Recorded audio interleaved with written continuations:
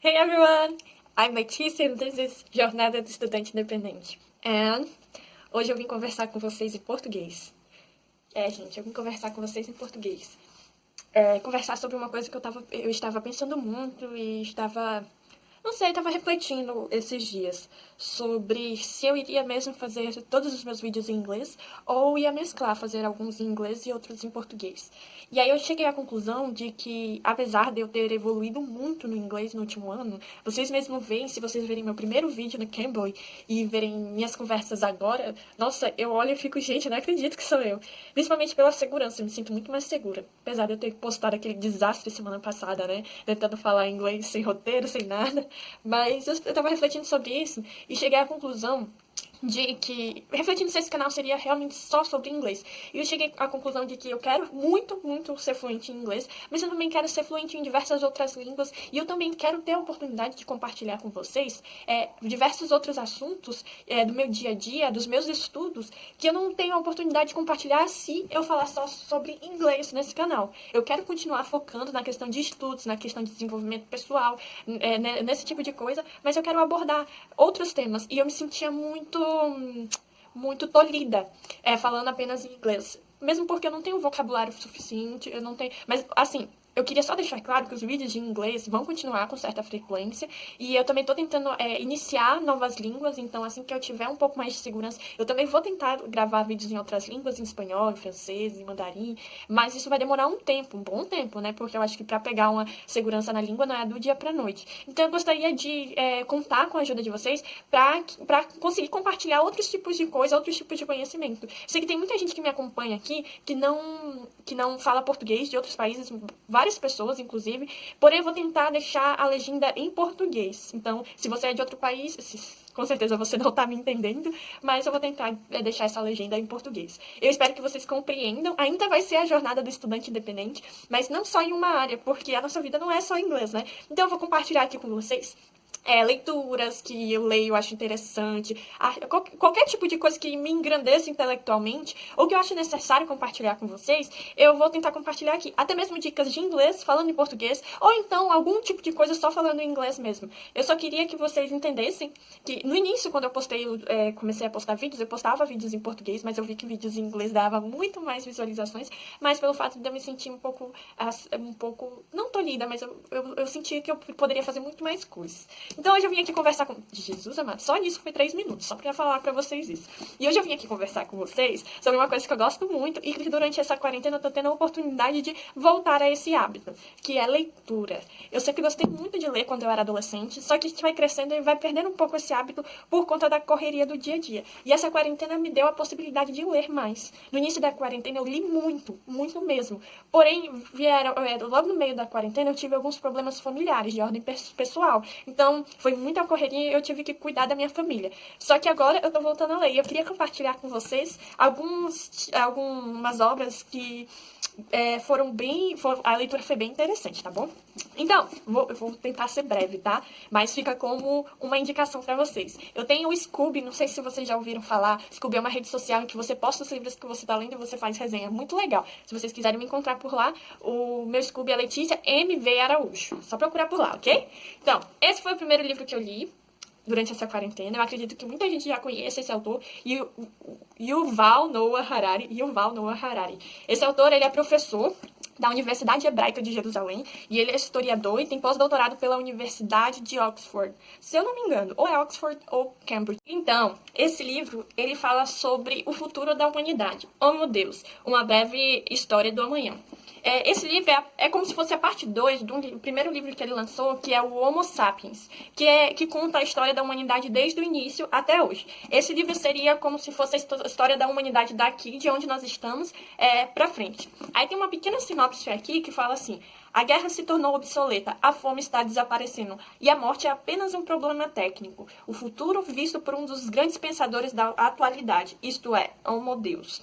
Então, tá aqui, ele fala muito, ele engloba muito a questão ética e filosófica sobre o futuro da humanidade. Então ele fala muito sobre a questão de como a guerra, a fome e a morte assolaram a humanidade durante muito tempo. E como isso foi um problema muito grande. Mas que isso não é mais um problema tão grande assim para a humanidade. Ele mostra que o número de pessoas que morrem de ataque cardíaco, de obesidade, é muito maior do que o número de pessoas que morrem de fome e morrem pela guerra. Ele fala sobre números de guerras que já houveram, de óbitos em guerras, fala do número de óbitos em pestes, em doenças. Nós estamos vivendo agora a pandemia do coronavírus, todo mundo sabe, mas um número que me chamou muita atenção, agora eu não vou saber onde está, eu tenho que confirmar, mas se eu não me engano, só com a peste negra parece que morreram 200 milhões de pessoas. 200 milhões a 50 milhões. É na casa dos milhões. Então, tipo assim, morria muita gente. E ele fala que isso não é mais um problema tão grande. Apesar de estarmos vivendo uma pandemia, se ela tivesse acontecido muito tempo atrás, quando não havia ciência e tecnologia, os óbitos seriam bem maiores e as pessoas não conseguiriam se recuperar tão rápido de uma doença global como essa. Então, ele não fala do corona, tá? Porque foi lançado bem antes. Então, é bem interessante e ele fala que isso não é mais um problema. Então, quais serão os nossos problemas? Se até a morte é um problema técnico, por que a morte é um problema técnico? Porque ele fala que cada vez mais a medicina preventiva ela tem evoluído e as pessoas, a expectativa de vida está aumentando cada vez mais e a questão da tecnologia aliada à ciência. Então, qual seria, se os seres humanos serão eternos, ou quase isso, quais serão os nossos futuros problemas? E aí ele vai discorrendo sobre um futuro provável da humanidade. Ele diz que não é uma coisa assim, que isso vai acontecer, mas que se continuarmos no caminho que estamos, isso irá acontecer. E, sinceramente, é um pouco amedrontador, mas é muito interessante. Então, é a minha primeira indicação, Homo Deus, do Yuval Noah Harari. Bom, minha segunda indicação, deixa eu ver qual foi a ordem, foi essa a ordem. Minha segunda indicação é um autor americano, se chama Michael Sandel, e ele é autor desse livro, Justiça, o que é fazer a coisa certa. Esse livro, na verdade, é como se fosse uma matéria ministrada em Harvard, inclusive naquele site que eu passei para vocês, o IDEX, que traz cursos de várias universidades super renomadas do mundo, tem esse curso Justiça, é uma série de palestras que ele dá a respeito do que é fazer a coisa certa, do que seria justiça. Então nesse curso ele aborda visões de vários intelectuais, intelectuais famosos no decorrer da história, e como eles definiam justiça, e como eles tratariam alguns temas polêmicos. Então, no início do livro, ele aborda alguns temas como serviço militar obrigatório e voluntário, ele aborda a questão de quando ocorrem catástrofes naturais, você deve deixar o livre mercado agir por si só, ou o Estado deve controlar? Então, assim, ele aborda a questão da virtude, da liberdade e felicidade, se eu não me engano. A justiça vista por esse foco. Então, o que é justiça? Justiça é ser livre? É ser igual ao outro? Justiça é equilíbrio? O que é a justiça, segundo todos esses filósofos, pensadores e etc. Ele faz um panorama explicando essas visões. Eu me identifiquei muito com a filosofia kantiana e com a questão e com a de John Rawls. E ele fala muito sobre economia. Eu acho muito interessante, muito legal mesmo. Eu vou ler aqui a sinopse rapidinho. As ideias de Aristóteles, Jeremy Bentham, Immanuel Kant, John Stuart Mill e John Rawls raramente foram tão acessíveis, se é que já o foram. Em termos que todos podemos entender, justiça nos confronta com conceitos que estão muitas vezes sem percebermos por trás de vários dos nossos conflitos.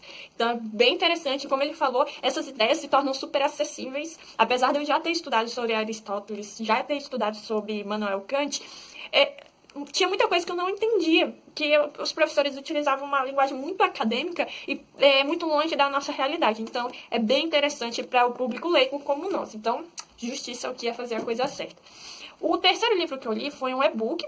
Eu estou tentando começar a ler e-books, que são livros digitais, pelo celular. Eu baixei aquele aplicativo do Kindle e durante essa quarentena foram disponibilizados diversos livros digitais, então de graça. Então eu estou tentando me adaptar ao formato digital para mais para frente ver se eu consigo comprar um Kindle, né? Porque os livros digitais, além de serem baratos, são leves, né? Você só carrega um aparelhinho pequenininho e é bem interessante, eu achei a proposta. Então, o terceiro livro que eu li foi Viagem ao Centro da Terra, de Júlio Verne. Eu acredito que seja considerado um livro infanto-juvenil, mas, gente, eu amei a obra de Verne, eu já me imagino lendo para os meus filhos. É incrível.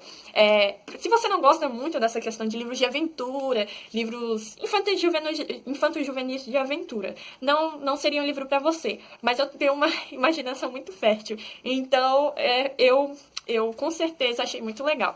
Então, o livro Viagem ao Centro da Terra, como o nome já diz, são duas pessoas, que é um professor de geologia e seu sobrinho, que eles são muito estudiosos e tal, e em um determinado momento, esse professor de geologia, ele acha um documento dizendo que na Islândia há uma passagem para o centro da Terra. E nesse meio tempo, eles vivem várias aventuras, é muito legal. Eu achei muito interessante no final, como eles voltam do centro da Terra, é muito legal. Eu não vou dar spoiler pra vocês, mas é um livro de aventura infanto-juvenil. Se você tiver uma criança, um adolescente, ou se você for como eu, vale bastante a pena. Eu vou ler todas as obras de Verne pros meus futuros filhos.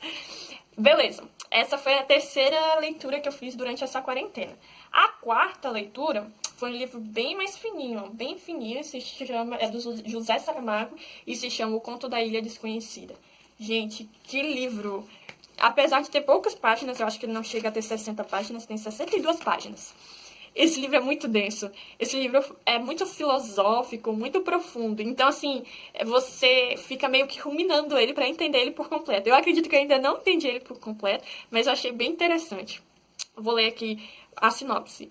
E a Ilha Desconhecida perguntou ao homem do leme: a Ilha Desconhecida não passa de uma ideia de tua cabeça. Os geógrafos do rei foram ver todos os mapas e declararam que ilhas por conhecer é uma coisa que se acabou há muito tempo.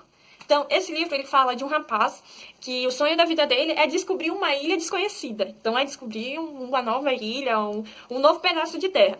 E aí, para isso, ele vai ao palácio do rei e pedir para o rei um barco. Mas o rei é muito chato, muito estressado. Ele disse que não vai dar o barco, que não existem ilhas desconhecidas, que todas as ilhas já são conhecidas. E aí ele instiga o rei falando assim, como não se todas as ilhas que são conhecidas já foram desconhecidas algum dia. Então provavelmente existe alguma ilha desconhecida para ser conhecida. Aí ele começa uma aventura, gente, tentando convencer esse rei a dar um barco para ele. Quando ele consegue esse barco, ele segue essa aventura atrás da ilha desconhecida. Nesse percurso, né, em busca do desconhecido. E é bem interessante que durante esse percurso, uma menina que trabalha com o rei, ela gosta da ideia dele e vai com ele atrás, nesse trajeto, nesse caminho, atrás da ilha desconhecida. E é muito legal porque nesse percurso ele começa a perceber que realmente ele começa a desanimar e perceber que não há ilhas desconhecidas. Todas as pessoas que compraram a ideia dele começam a desanimar e começam a desembarcar em outros portos e deixar ele sozinho no barco, ele e a menina.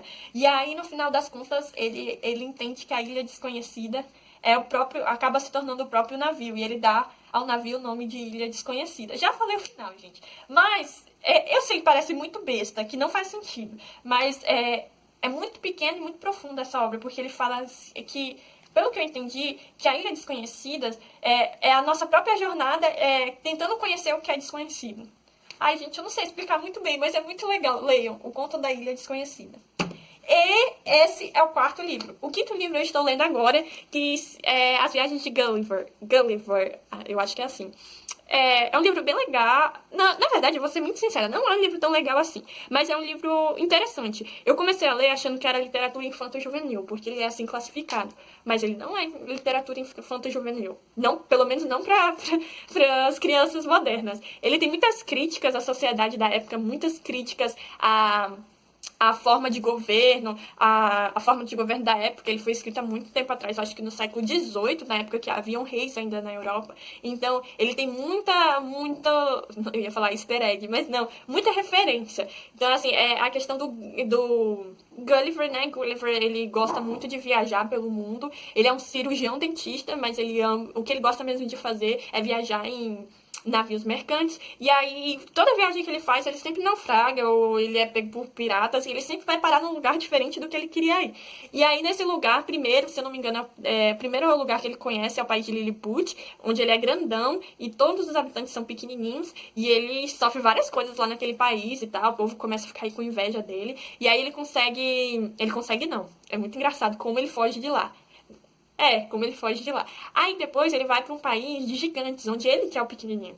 E aí o pessoal lá, em vez de perturbar ele, em vez de fazer mal pra ele, trata ele super bem mesmo. E ele percebe como é aquele pessoal é desenvolvido e como aquele pessoal é humilde, por mais grande que eles fossem. E começa a comparar o pessoal com o pessoal da Europa, com os reis lá que se achavam Vossa Alteza, Vossa Grandeza, que era bem pequititinho e não tinha nada de grandeza e alteza. E comparado com o povo grande, que eu não me lembro de que país era, eles são muito humildes. Aí agora eu tô quando ele vai de novo fazer a viagem no navio mercante e eles são pegos por piratas. Aí os piratas colocam ele no barquinho e deixam ele vagando pelo oceano. Vamos ver aonde ele vai parar. Esse é o livro que eu estou lendo nesse momento. É o 5º livro da minha quarentena. Faz algum tempo que eu comecei ele, mas não terminei ainda, né?